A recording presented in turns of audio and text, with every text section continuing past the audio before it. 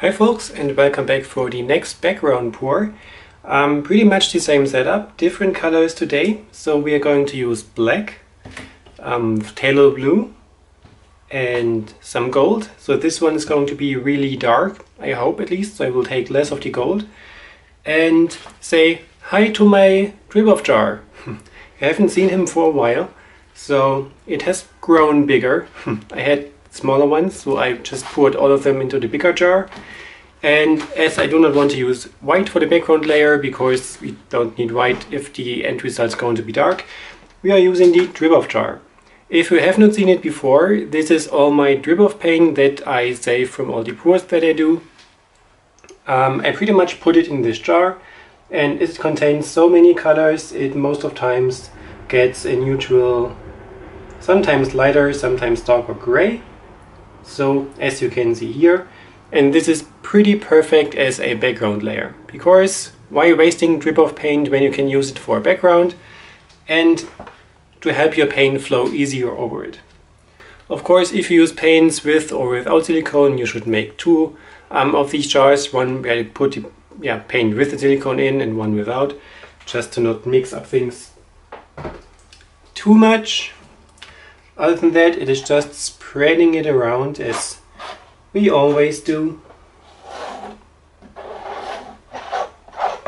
just to have the surface, kind of wet.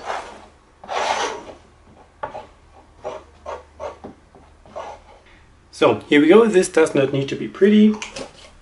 Again, just another cup and putting the colors in.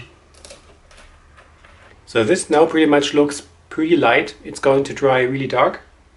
This is the reason because my acrylic binder that I'm used to mix these colors is white. So it's going to dry clear, but for now it's a bit lighter.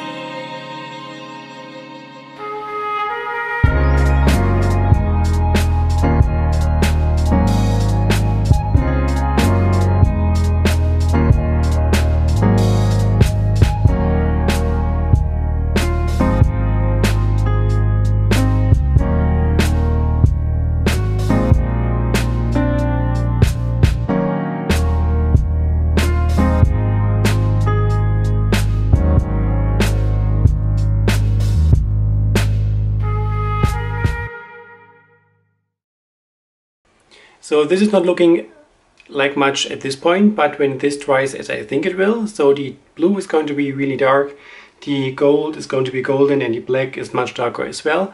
It will fit perfectly the idea that I'm having for this.